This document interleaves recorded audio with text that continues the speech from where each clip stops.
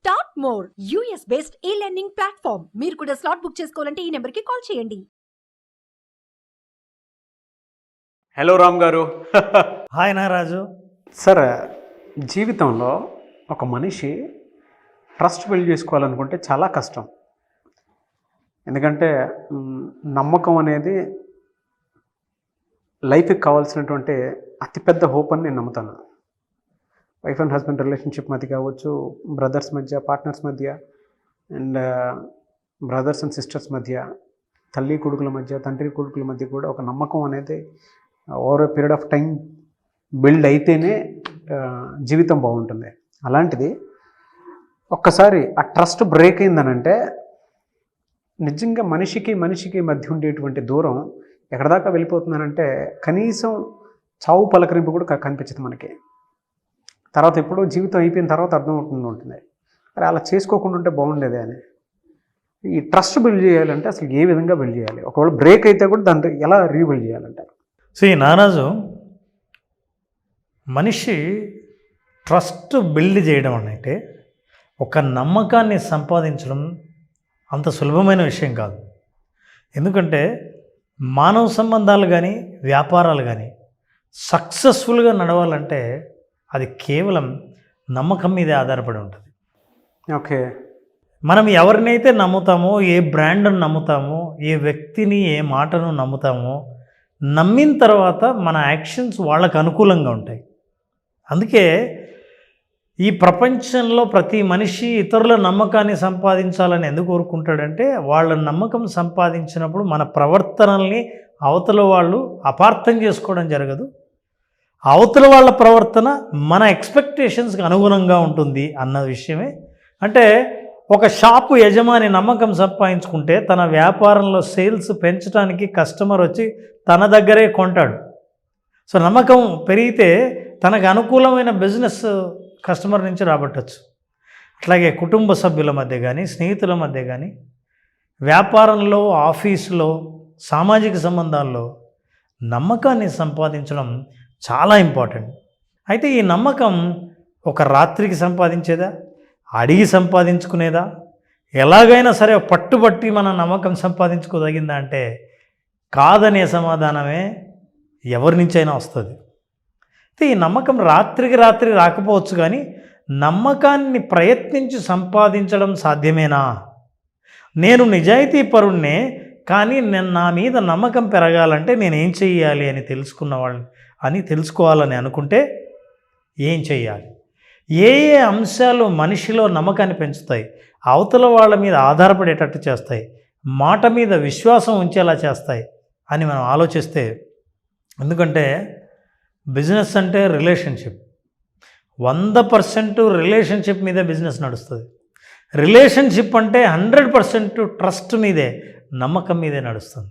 ఈ నమ్మకం అన్నది ప్రతి మనిషి తెలుసుకోవాల్సిన అవసరం ఉంది. ప్రతి మనిషి తెలియకుండా చాలా కాలం పాటు మీలో గొప్ప క్వాలిటీస్ ఉన్నా సరే ఎలా ప్రవర్తించాలో తెలియనప్పుడు నమ్మకాన్ని ఎంత ప్రయత్నించినా బిల్డ్ చేయలేము.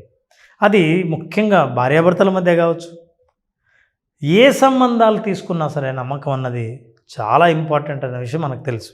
అయితే ఈ నమ్మకాన్ని సంపాదించడం ఎలా నటించాలి అని మనం చెప్పట్లేదు, కానీ అవతల వాళ్ళు నమ్మకాన్ని పెంచుకోవడానికి ఏ అంశాల మీద వాళ్ళు దృష్టి పెడతారు అన్న విషయం మనం అర్థం చేసుకుంటే, ఆ అంశాల విషయంలో మనం నేర్చుకోవడం, ప్రవర్తించడం, ప్రదర్శించడం ఇవన్నీ జరుగుతాయి.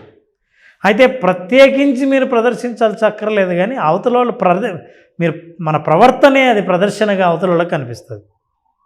మొట్టమొదటిది కీపింగ్ అప్ ప్రామిసెస్. మన చేసిన ప్రమాణాలని నిలబెట్టుకోవడం, చేసే ప్రామిసుల్ని నిలబెట్టుకోవడం. మీరు ఒట్టేస్తే ఆ ఒట్టుని తీసి గట్టు మీద పెట్టకుండా మాట నిలబెట్టుకోవడం అనేది ఇంపార్టెంట్. మాట నిలబెట్టుకోవడం అంటే ఏంటి? అది ఏదైనా అవ్వచ్చు. డబ్బులు అప్పు తీసుకుంటే ఇస్తానని చెబుతున్నప్పుడే ఎప్పుడు ఇస్తారో చాలా కాన్షియస్గా చెప్పి మళ్ళీ అప్పుడే ఇవ్వడమే మాట నిలబెట్టుకోవడం అంటే. మాట నిలబెట్టుకోవడం అంటే నీకు ఏదైనా ఇది చేస్తా అని అంటే చేయటమే మాట నిలబెట్టుకోవడం అంటే. అయితే ఇందులో చాలా అంశాలు ఉన్నాయి. చేస్తా అని చేయలేని పరిస్థితి కూడా రావచ్చు. మరి ఎలాగైనా సరే మీరు చేయమని కాదు, కానీ మన నిజాయితీ ఎప్పుడు అర్థం అవుతుందంటే మీరు చేసే ప్రయత్నంలో ఎక్కడైనా సరే ఫెయిల్ అయినా, ప్రయత్నం ఫలించకపోయినా అవతల వాళ్ళకి ఆ విషయాన్ని నిజాయితీగా చెప్పడం ఉందే, అప్పుడు కూడా మనం మాట నిలబెట్టుకోవచ్చు. మాట నిలబెట్టుకోవడానికి పెద్ద పెద్ద మాటలే అక్కర్లేదు. మీ జీవితాన్ని మార్చేస్తా, మీకు డబ్బులు అప్పు ఇస్తా, అప్పు తీసుకున్న వెంటనే తీర్చేస్తా అని ఇంత పెద్ద ప్రామిసులు అక్కర్లేదు. నేను సాయంత్రం మీకు ఫోన్ చేస్తా అన్నారనుకోండి, చిన్న విషయమే. సాయంత్రం ఫోన్ చేశారనుకోండి, మాట నిలబెట్టుకున్నట్లు లెక్క. ఇది ఒక అంశం మాత్రమే. మాట నిలబెట్టుకోవడం అన్నది చాలా ప్రధానమైన అంశం అని తెలిసినప్పుడు మాట ఇచ్చే ముందు ఆలోచించే గుణం మనకు ఉండాలి. ఓకే. ఏదైనా సరే ఆవేశంలో ప్రామిస్ చేయడము, ఏదో ట్రస్ట్ను మనం పొందాలి కదా అన్న తొందరపాటులో గబుక్కున మాట అనేయటము చేస్తే అంతకుముందు మీరు చేసిన ప్రయత్నాలు అన్నీ విఫలమయ్యే అవకాశాలు చాలా ఉన్నాయి. కాబట్టి మాట ఇచ్చే ముందు జాగ్రత్తగా ఆలోచించి, అంటే ఇంత టైం ఉంటుందా, ఇంత జాగ్రత్త పడవలసి ఉంటుందా అంటే మరి ట్రస్ట్ మీరు బిల్డ్ చేయాలనుకుంటే, అవతల వాళ్ళ విశ్వాసాన్ని పొందాలనుకుంటే ఈ జాగ్రత్త అవసరమే. కాబట్టి కొంతమందికి సహజంగానే నిజాయితీగా ఉన్నవాళ్ళు వెంటనే మాట ఇచ్చేయరు. ఒకవేళ ఇస్తున్నా చాలా జాగ్రత్తగా దానికి ఒక డిస్క్లైమర్ యాడ్ చేస్తారు. నేను మాట ఇస్తున్నా, ఈ పని చేస్తాను, ఈ సహాయం చేస్తాను, నాకు చేతన అయినంత వరకు చేస్తాను, ఒకవేళ చేత కాకపోతే మీకు చెబుతాను, మీరు వేరే ప్రయత్నాలు చేయొచ్చు. ఈ మాట చెప్పడంలో కూడా మన నిజాయితీ తెలుస్తుంది. That is number 1 reason.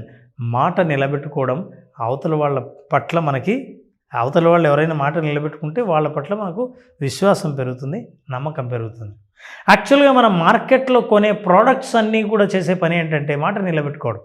ఇది చాలా బాగుంటుంది, ఈ క్వాలిటీ బాగుంటుంది, ఈ రుచి ఎప్పుడూ అట్లాగే ఉంటుంది అనే మాటను ఏదైతే బ్రాండ్ ఇస్తుందో ఆ బ్రాండ్ నిలబెట్టుకోవడమే నమ్మకం. అందుకే కొన్ని ప్రోడక్ట్స్ని, కొన్ని కంపెనీలని, కొన్ని బ్రాండ్స్ మనం ఎందుకు నమ్ముతామంటే మనం నమ్మిన మాటని అవి నిలబెట్టుకుంటూ ఉన్నంతకాలం మనం నమ్ముతాం. ఇది మొదటిది. రెండవది, బీయింగ్ కన్సిస్టెంట్. ఎల్లప్పుడూ ఒకే రకంగా ప్రవర్తించడం, ఒకే రకంగా మాట్లాడడం, ఎమోషన్స్ కానీ మాట్లాడే తీరు కానీ, మీరు మాట్లాడుతున్నప్పుడు ఎలా మాట్లాడుతున్నప్పుడు నిన్న ఎలా మాట్లాడారో ఈ సందర్భంలో మళ్ళీ అదే సందర్భం వచ్చినప్పుడు ఎలా మాట్లాడుతున్నారో, ప్రవర్తిస్తున్నారో, ఎలా రియాక్ట్ అవుతున్నారో, మీ ఎమోషన్స్ని ఎలా ప్రదర్శిస్తున్నారో, ఇవన్నీ చాలా ఇంపార్టెంట్ అయిన విషయం. Consistency is very important. నిన్న మీరు ఒక మాట చెప్పారు, మళ్ళీ ఈరోజు ఒక మాట మారుస్తున్నారే అన్నప్పుడు మనం అప్పుడే నమ్మకం కోల్పోతుంటారు. నమ్మకం కోల్పోయేటప్పుడు ప్రతిసారి మాట మార్చిన వాళ్ళే నమ్మకం కోల్పోతారు.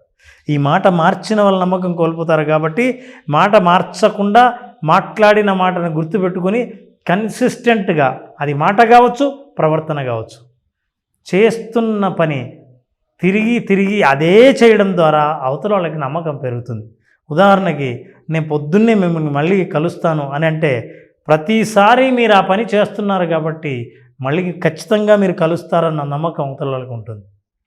డోంట్ వరీ, మీ పని నేను చేసి పెడతాను, నన్ను నమ్మండి అని అంటే అన్న ప్రతిసారి మీరు ఆ మాట నిలబెట్టుకుంటుంటే కన్సిస్టెంట్గా, ఒక్కసారి కాదు ప్రతిసారి మాట్లాడిన ప్రతిసారి, అలాగని ప్రతిరోజు చేయక్కర్లేదు. ఎప్పుడు చెప్పారో, ఎప్పుడు మీరు కనిపిస్తున్నారో, ఎప్పుడు మాట్లాడుతున్నారో అప్పుడు ప్రతిసారి బిజినెస్ రిలేషన్షిప్లో కానీ పర్సనల్ రిలేషన్షిప్లో కానీ ఆ కన్సిస్టెన్సీ అనేది ఇంపార్టెంట్. చాలామంది నమ్మంది ఎవరో తెలుసా? నమ్మనప్పుడు మనం మాట్లాడేది ఈ మనిషి ఎప్పుడు ఎట్లుంటాడో తెలియదు, ఎప్పుడు ఎలా మాట్లాడతాడో తెలియదు, ఎప్పుడు ఎలా ప్రవర్తిస్తారో తెలియదు. ఇట్లాంటి అన్ప్రెడిక్టబుల్ బిహేవియర్, అనూహ్యమైన ప్రవర్తనని ఎప్పుడైతే చూస్తామో అట్లాంటి వ్యక్తుల్ని మనం నమ్మం. కాబట్టి మనల్ని నమ్మాలంటే, మన నమ్మకాన్ని పెంచుకోవాలనంటే, మనం అవతల వాళ్ళ విశ్వాసాన్ని పొందాలంటే మన ప్రవర్తన ఎప్పుడూ కన్సిస్టెంట్గా ఉండాలి. అవతల వాళ్ళు ఆశించినట్లు ఉండకపోయినా పర్వాలేదు, అవతల వాళ్ళు ఎప్పుడు మిమ్మల్ని ఎలా చూశారో అలాగే మళ్ళీ చూసేటట్టే ఉండాలి. సందర్భాన్ని బట్టి మారచ్చు, కానీ మన ఇంటెన్షన్స్ని మారకుండా కన్సిస్టెంట్గా ఉంటే సరిపోతుంది. ఇది సెకండ్ మోస్ట్ ఇంపార్టెంట్. థర్డ్ విషయానికి వస్తే బీయింగ్ ఆన్ టైం. కాలాన్ని మనం ఎంత విలువ ఇస్తామో, కాలానికి మనం అవతల వాళ్ళకి అంత విలువ ఇచ్చినట్లు లెక్క. కాలానికి ఎంత విలువ ఇస్తామన్నది మనకు తెలియకుండానే మన మాటల్లో మనం మాట్లాడుతుండగా అవతల వాళ్ళు అబ్జర్వ్ చేస్తుంటారు. ఎవరినైనా ఎన్ని గంటలకు కలుద్దాం, మీటింగ్ ఎన్ని గంటలకు స్టార్ట్ అవుతుంది, రేపు నేను ఎన్ని గంటలకు వస్తాను, ఏమంటే రేపు ఎన్ని గంటలకు రమ్మంటారు అనే మాటల్ని మనకు తెలియకుండానే ప్రతిరోజు మనం మాట్లాడుతూనే ఉంటాం. కానీ నాగరాజు చాలామంది ఈ టైం విషయంలో మాత్రం చాలా సరదాగా మాట్లాడేస్తుంటారు. టైంని లెక్క చేయరు. వాళ్ళ టైం వాళ్ళకి ఇంపార్టెంట్, కానీ ఎదుటి వాళ్ళ టైంకి విలువనివ్వరు. ఓకే. సో ఈ టైం విషయం మీరు ఎప్పుడైతే విలువనిచ్చారో, టైం మాట నిలబెట్టుకుంటున్నారో, సమయానికి సమయపాలన మీ దగ్గర ఎప్పుడెప్పుడైతే ఉందో, మీరు చెప్పిన సమయానికే మీరు ఎప్పుడైతే అటెండ్ అవుతున్నారో, అవతల వాళ్ళకి నమ్మకం పెరుగుతుంది. ఓహో, మీరు ఏదైనా చెబితే చేస్తారు, సమయానికి విలువనిస్తారు అంటే దాని అర్థం ఏంటంటే, మీరు విలువనిచ్చే విషయాల్లో సమయం కూడా ఉందంటే అర్థం ఏంటంటే మీరు జీవితానికి విలువ ఇస్తున్నారు అని అర్థం. జీవితానికి విలువ ఇచ్చి కన్సిస్టెంట్గా ఉండి మాట నిలబెట్టుకునే వ్యక్తి అయ్యండి, సమయానికి వచ్చే వ్యక్తి అయ్యండి. ఏ సమయం చెప్తే ఆ సమయంలో మనిషి ఫోన్ చేయడమో, కనిపించడమో, మాట్లాడడమో చేస్తున్నారు అని అంటే అవతల వాళ్ళకి నమ్మకం పెరగడానికి ఇంతకంటే ఎక్కువ కారణాలు అవసరం లేదు. సో ఎవరైనా సరే విశ్వాసాన్ని పొందాలంటే ఈ 3 కారణాలే కాకుండా చివరిది 4వది మోస్ట్ ఇంపార్టెంట్. ఇది అందరూ చేయలేని పని, కానీ చేస్తే మాత్రం అవతల వాళ్ళ నమ్మకం చెక్కు చెదరకుండా మన వైపే ఉండే అవకాశం ఉన్నది. ఏంటంటే పొరపాటున మన తప్పు ఉన్నప్పుడు అవతల వాళ్ళని క్షమించమని అడగగలిగే గొప్ప గుణం కలిగి ఉండడం. అంటే మనిషి మన తప్పులు చేయరా, ఎవరు మనమేనా చేసేది, పో నువ్వు చేయలేదా అని అనడం చాలా సులభం. కానీ నా వైపు నుంచి నేను తప్పు చేశానంటే సారీ చెప్పడం, క్షమించమని చెప్పడం, పొరపాటు జరిగిందని ఒప్పుకోవటం ఉందే, అది చాలా గొప్ప గుణం.